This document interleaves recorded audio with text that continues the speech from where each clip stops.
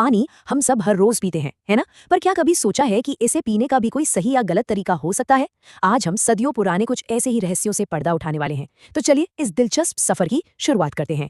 तो ये सारी बातें कहाँ से आ रही हैं? ये आ रही हैं एक बहुत ही प्राचीन आयुर्वेदिक ग्रंथ से, जिसका नाम है अष्टांग हृदयम।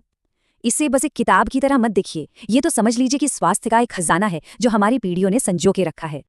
अब सवाल ये उठता है कि पानी पीने जैसी मामूली सी बात के बारे में कोई सदियों पुरानी किताब हमें क्या नया बता सकती है ना?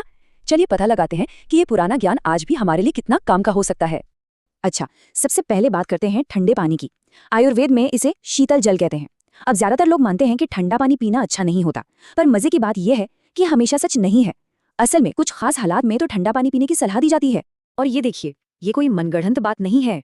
ये जानकारी सीधे उस मूल ग्रंथ से आ रही है, जैसा इन हस्तलिखित नोट्स में साफ साफ दिखा जा सकता है। ये दिखाना जरूरी है ताकि पता चले कि इस ज्ञान का स्रोत क्या है। तो बात एकदम साफ है, जब भी शरीर में गर्मी बढ़ जाए, जैसे कि बेहोशी, चक्कर आना या बहुत ज्यादा जलन महसूस होना, तब ठंडा पानी एक दवा की तरह काम करता है। ये शरीर की बढ़ी हुई गर्मी, जिसे अग्नि कहते हैं, उसे शांत करने का एक कुदरती तरीका है।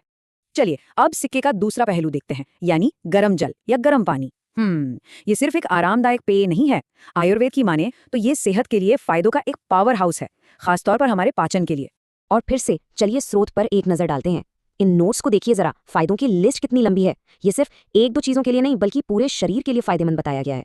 अब इन फायदों को ठीक से समझने के लिए एक शब्द जानना बहुत जरूरी है, अग्निदीपक। इसे ऐसे समझिए जैसे ये हमारे पाचन सिस्टम के लिए एक स्टार्ट बटन हो। हमारे अंदर जो पाचन अग्नि होती है वही हमारे मेटाबॉलिज्म को चलाती है, और गर्म पानी बस उसी बटन को दबाकर उसे किक स्टार्ट कर देता है। ये लिस्ट तो वाकई कमाल की है। गले को आराम देने से लेकर शरीर में वात और कफ को बैलेंस करने तक। गर्म पानी को एक बहुत ताकतवर क्लींजर और रेगुलेटर माना गया है। और हाँ, ये खास तौर पर आम को साफ करने में मदद करता है। आम मतलब वो खाना जो ठीक से पचा नहीं है और शरीर में टॉक्सिन्स बनाता है। पर रुकिए, बात सिर्फ ठंडे या गर्म पानी पर खत्म नहीं होती।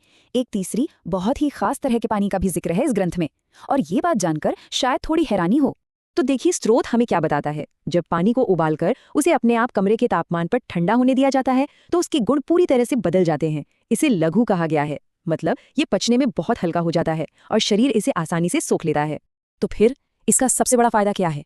ये खास तरीके से तैयार किया गया पानी उन लोगों के लिए बेहतरीन है जिनका पित्त दोष बढ़ा हुआ हो। पित्त, जैसा कि हम जानते हैं, शरीर की गर्मी, मेटाबॉलिज्म और सूजन से जुड़ा है। तो ये पानी उस आग वाले तत्व को शांत करता है जब वो काबू से बाहर हो रहा हो।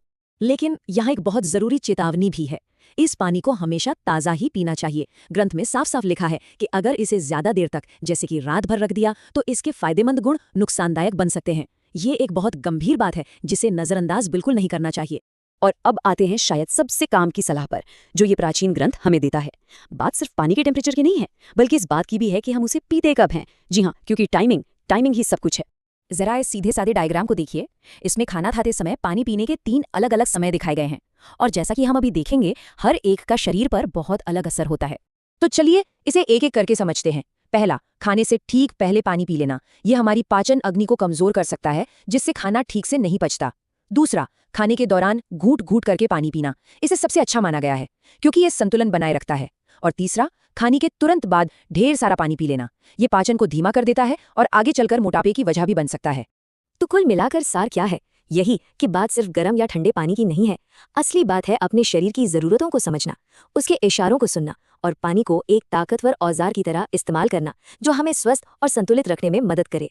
तो ये सारी बातें हमें एक आखिरी सवाल पर लाकर छोड़ देती हैं। इस प्राचीन ज्ञान को जानने के बाद ये सोचना तो बनता है कि हमारी रोज की आदतों में छोटे छोटे बदलाव हमारी सेहत पर कितना बड़ा असर डाल सकते हैं।